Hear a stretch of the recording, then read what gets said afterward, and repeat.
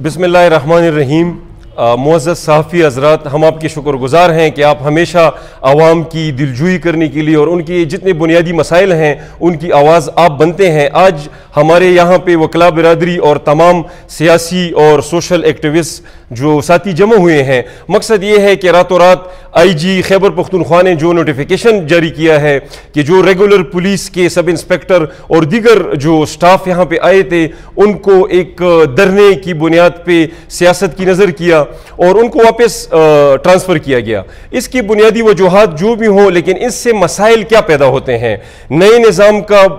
बुनियादी मकसद क्या था 25वीं आईनी तरमीम के बाद? वो ये था कि जो बंदा जुर्म करे उसी को सज़ा मिले, अनलाइक FCR जहां पे जुर्म कोई और करता था और उसके चचा भतीजे को उसका खामियाजा भुगतना पड़ता था। अब बदकिस्मती से जो बंदा जुर्म करता है वीक प्रोसिक्यूशन, यानी कि पुलिस की वो कमज़ोर बयानी की वजह से वो कसूरवार, वो मुजरिम अदालत से बरी हो जाता है। इसमें ना उस वक्त तक वो कला बिरादरी कुछ कर सकती है, ना अदालती जज मुअज़्ज़ज़ जज साहिबान कुछ कर सकते हैं, जब तक पुलिस की तरफ से सही मानों में FIR का इंदराज हो और सियासी वाबस्तगियों से हटकर वो सही मानों में ये देखें कि ये जुर्म किसने किया है और उस जुर्म के मुताबिक ताज़ीरात पाकिस्तान में जो दफात मौजूद हैं उनका इंदराज किया जाए, ताकि सही मानों में ऐसा न हो कि कहीं मजलूम को कसूरवार ठहराया जाए और मुजरिम को अदालत से बरी किया जाए। तो मैं ये समझता हूँ कि हम IG खैबर पख्तूनख्वा, IG पुलिस जिन्होंने ये नोटिफिकेशन किया है, एक सियासी वजह से मजबूरी उनकी बनी होगी, लेकिन हम इनकी मजम्मत करते हैं और हम ये समझते हैं कि मेरिट पे ऐसे अफराद, ऐसे अफसरान को यहाँ पे आना चाहिए कि जो सही मानों में पुलिस के जो बुनियादी खदोखाल और काम है उसको जानते हों। जहाँ तक बात है यहाँ पे हमारे लीवीज फोर्स और मुहर्रर, हम ये समझते हैं कि उनकी बहुत कुर्बानियां हैं, उन्होंने कुर्बानियां दी हैं, लेकिन इसका मकसद ये नहीं है कि आपका सिर्फ खुलूस काफ़ी नहीं होता। आपको जो पुलिस की जो ट्रेनिंग है वो उनको दी जाए, उनमें से जो काबिल हैं उनको आगे लाना चाहिए। हमारा तो मकसद यही है कि जो लोकल लोग हैं उन्हीं को हम आगे ले आएँ, लेकिन ये तरीकाकार ठीक नहीं है, ये मुनासिब नहीं है कि आप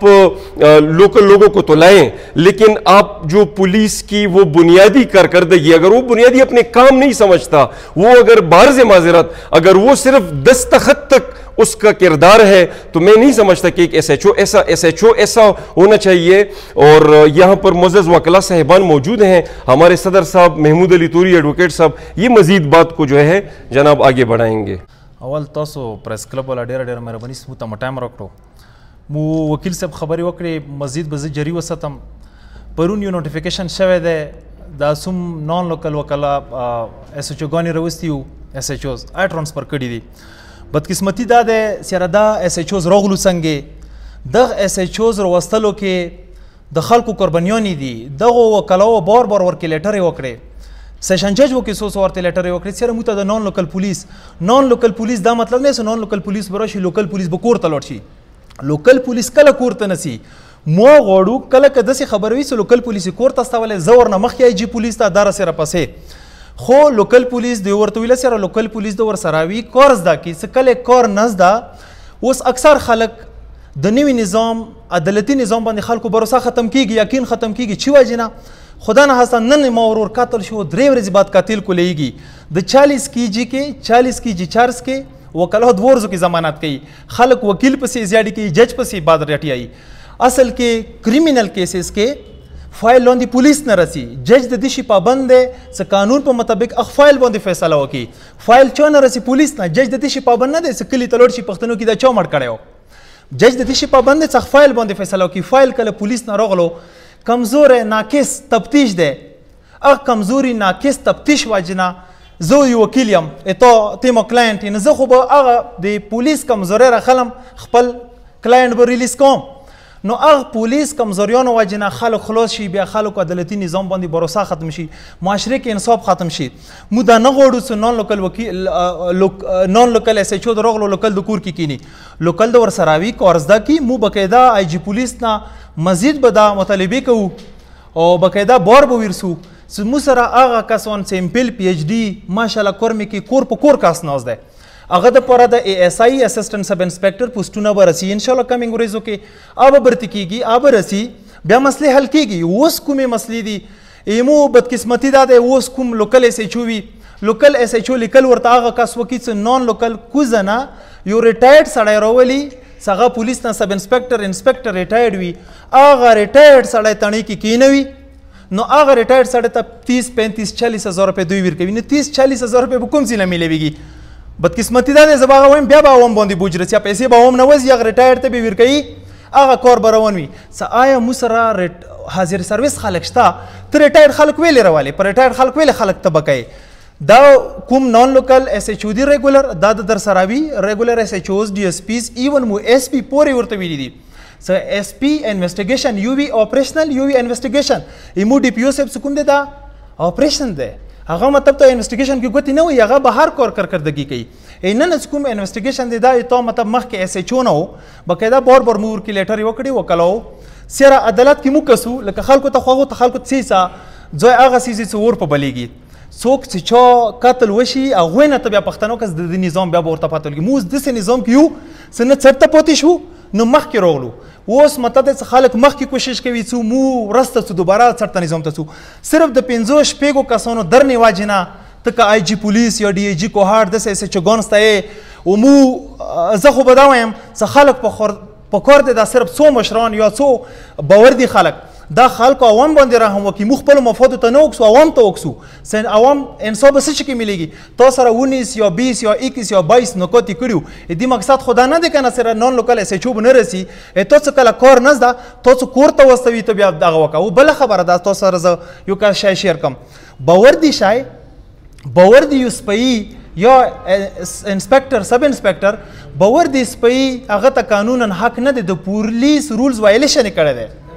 مو آی جی پولیس نه دا ریکویسټ کوو چې کومو خلکو درنه کړي دی باور دي خلکو هغه د ټول سسپینډ کې په کور دي کینوي یا ځکه ته یو وردی دی چولی دی ته پوری پولیس رولز دغه اجازت نه درکوي چې ته روډ باند کا درنه وکړه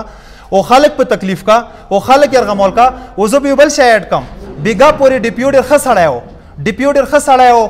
بیګا پورې خو څه کله هغه خلک هغه ملکان هغه مشران مو ته ریسپیکټیبل دي خو څه کله مو چینج غوښتی دی خلکو ځوانانو څه کله اف سی آر نه نفراتو دا نظام یې غوښتل هغه د امیر و غریب یو کول دپاره بیګا پورې دا ډي پي او صاحب خو څه کله دوی سره ګنمین و 15 شپږ ګنمین و ملکانو سره دا ډي پي او صاحب راغلو ګنمین یې واپس کړل ټولو نه مشران لاړل درنې کې سره کېناستل چې ډي پي او د بدل شي ډي پي او د ځکه بدل شي بیګا پورې ښه سړی نن یې ته نه ګنمین واخیستل بد سړی شو راشه ته فاټه کې مرجر نه بعد وہ ډسټریکو کې نیولی مرچ ایریاز کې وکسا داسې ډي پي او ته ماته وښایه چې په ګراونډ باندې کار کړی وي واحد یې ته ډي پي او دی چې ګراونډ باندې څومره کار یې کړی دی ته مخکې مطلب دی چې خلک یې څه که پولیس نظام دی ټریننګ نظام دی ته فاټه کې اول کورم کې روان دی که ته د فیمیل کمپلینټ سیل شو ته فاټه کې اول کورم کې شو دی خو لکه هغه وخت کې خلکو هغه وکړو ایمو اف سی آر نظام کې ښځې راغلي دي اف سی آر نظام کې ښځې راغلي دي کچری کې په قطرونو ویلوړ دي دا ډي پي او صاحب راغلو کچری ته تاڼۍ ته څه کله ښځې راتللې ویلې چې ځنه سړی به کور کې څوک لري نه ډي پي او صاحب ویله چې نه زه د دې علاقې رسم رواج خیال ساتم باقاعده تو ته کمپلینټ سیل کړو ښځه به رسي هلته به کمپلینټ کوي نو تاڼۍ ته به نه سي او به مخکې کاروایي پکېږي نو زه خو به دا وایم چې د مرجر نه بعد فاټه کې د ډي پي او په مخه قابل سړی بل نشته زه خو به دا وایم چې د کورمیوالو ابه ډېره بدبختي ورځ وي چې دا ډي پي او ټرانسفر شو اوس سره څو د ایس ایچ اوګانو خبره ایس ایچ اوګانو مو اخر کې دا یو آی جي پولیس و ډي ای جي کوهاټ ته سره دا کوم کسان تاسو راوستي وو باقاعده مو د نه مزید کسان غواړو ډي اس پیز و ایس پی انویسټیګیشن و سره اف آی ولا غواړو مزید ویلې چې چینج غواړو چینج خاصه مقصد خو وي که نه و که داسې کسان راشي په شپې د 5 کسانو درنې وجې نه ته کسان ستایې نو دا خلک به نه هغه نظام کې شي نه به دې نظام کې شي نو انصاف چاته نه میلیږي خلک به رسي بیا به دې عدالتي نظام باندې به خلکو بروسه او یقین ختم کیږي نو مهرباني مو دا ریکویسټ کوو دې ته دا د وکلاو او د مو مشرانو دا مطالبه د آی جي پولیس او ډي ای جي کوهاټ نه سره هغه کوم نوټیفیکیشن کړی دی هغه د سسپینډ کی او کنه او کوم بخیر کې دا وایي سره مو وکلا برادری بو عدالت نه مکمل لوور دی که اپر دی مو ټول وکلا او عدالت نه مکمل بایکاټ کوو بیا بسم الله الرحمن الرحیم زه انجمن طرفه دلدار زه تاسو ته میډیا والا ته څه خپل بیان پیش کوم. دا چې چوګان بدل شوي دي، موږ ټول قومي دې مزاحمت کوو او موږ انجمن والا او تحریک والا دا ټول دې شي مزاحمت کوو چې ویلې دلته کوم ایس ایچ او یا کوم ډي ایس پي یا کوم مهران چې دي دوی خلاف پڅېدلي یا در نه کړي دی یا در نه کوي، موږ خلاف یو. ویلې چې یو سړی په خپل درخواست په خپل اف آی آر نه پوهېږي، هغه د یو سړي ژوند تبه کوي، یو سړی تبه کوي. خو دا چې یو 3 مړي وشي 4 مړي وشي د هغه اف آی آر خو خود نه وي چې څوک یې پوښتنه هم نه کوي چې څه چال شوی دی. نو دې وجې نه موږ د ټول قوم د مو وکیلانو سره مو عوام ټول د غوړو د وخته دی چې یاره مو تاکړه خلک لکه پړه خلک د کې پی کې کوم مشهور خلک دي په کار دی چې هغه روشي چې مو 70 سال کې بالکل د ځناورو قانون کې ستر شوي او هغه قانون نه مو راووتو، نوي قانون ته مو خوشحال یو چې یاره موږ ته څه روکي. خو اوس موږ ته دا پته لګېږي چې مو نور تیاري ته روان یو، نور مو خرپوي ښه کوي. مو نه اوس دا پته مو ته نه لګېږي چې مو څه شي کیو، کوم قانون کیو. یو سړی نه مړی وشي کور کې 2 مړي وشي اف آی آر خو پرېږده چې هغه په دې نه پوهېږي چې زه چا نه زه وخت وکړم، چا ته زه لاړ شم، چا ته زه فریاد وکړم. په هېڅ طریقې په اصول په قانون نه دي خبر شوي. او که دا اوس میاشته کېږي چې یو سچو راغلی و څو سره نور ټیم راغلی و، نو هغې د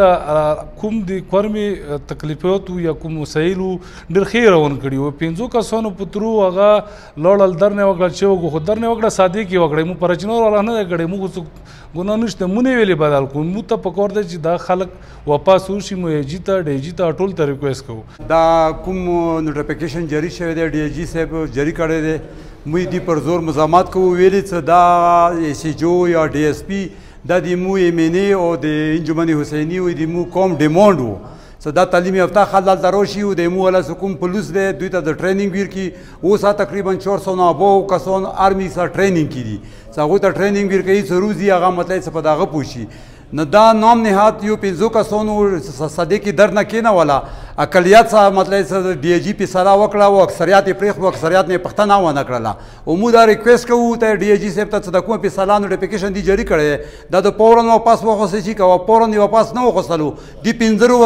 5 کسانو وروبسلي زه بیا 50,000 کسان درنې ته وروبسم. ویلې چې دا یې مو ډیمانډ و چې دا مطلب ډي ایس پي او ایس ایچ او کوم دی دا مو ته تعلیم یافته راشي چې دا ته مو کوم ایس ایچ اوګان دي مو هغه یې مو خپل وروڼه دي او مو پولیس دی، مو هغوی مخالفت نه کوو، خو مو یې چې ما لکه ټریننګ شي. او دویمه خبره ده مو ورور دا کیسه وکړه، دا خبره سره زه بالکل اتفاق لرم چې مو دلته لور کې دي که اپر کې دي څومره مشران دي که نه هغوی سره دا 15 کسان دا لوی والا ګوډ کې دي. اوسه هغو ګوډ نه دا ډي پي او صاحب چې کوم کله ګوډ واخیستو هغه نه بعد دا ډي پي او صاحب ته مطلب چې دوی باداش ولو او دا مطلب چې درد کې او ته کېناستل. مو بیا پر زور مزاحمت کوو چې دا کوم نوټیفیکیشن جاری شوی په کور دا نوټیفیکیشن د ډي جي صاحب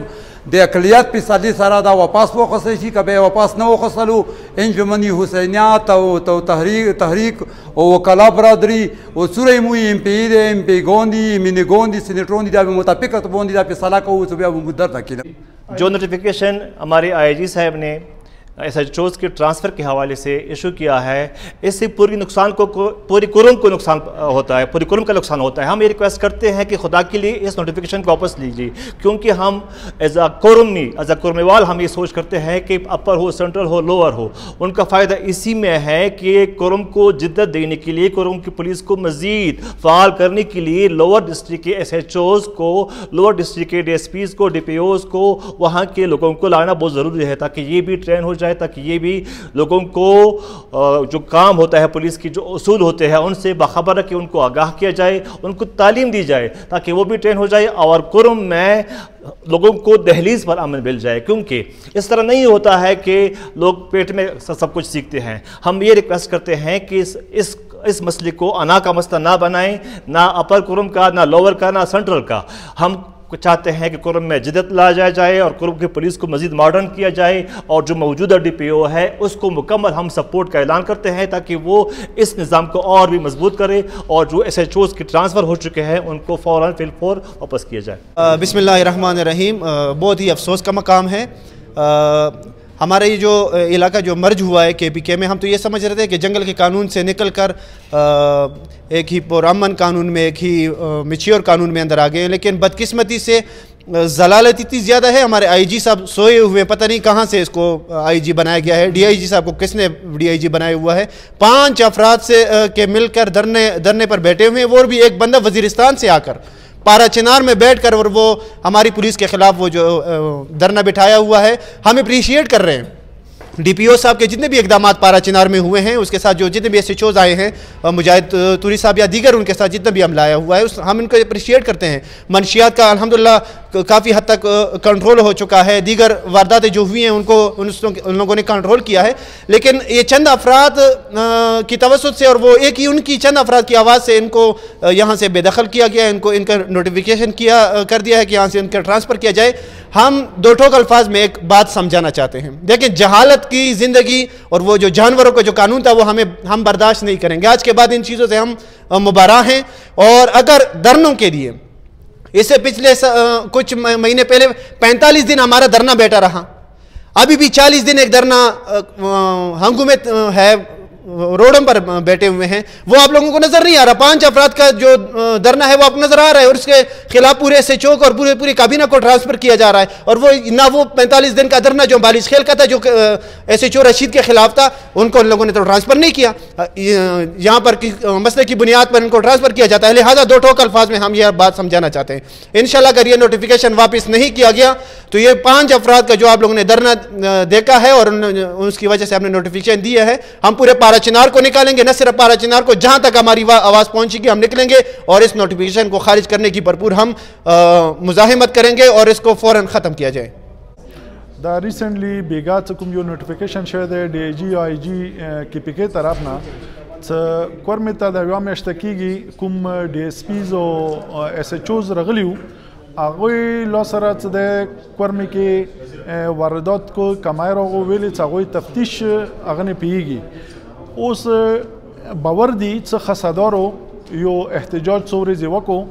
مو افسوس کوو چې ډي آی جي صاحب ګراوند ریالټي ونه لیدله. په کار دا وه چې دوی ګراوند ریالټي لیدلې وی, دوی پرچنور وزټ کړی وی, دوی د لوور کورم وزټ کړی وی. وزټ نه بعد یوه نیمه فیصله په کار وه دوی ته. آیا مو اپر کورم والا خلک کمپلیټلی خپل ایس ایچ او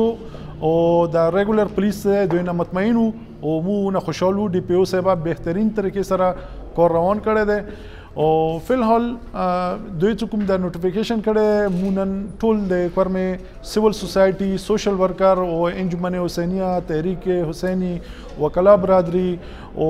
سیاسی ورکرز, دا ټول د دې خلاف مزاحمت کوو, د دې احتجاج کوو د خلاف, او مطالبه لرو چې آی جی صاحب او ډي آی جی صاحب دا نوټیفیکیشن فوري طور باندې سسپینډ کی, که نه وي مجبوراً د اپر کورم خلک به دې باندې احتجاج کوي او درنه به کینوي.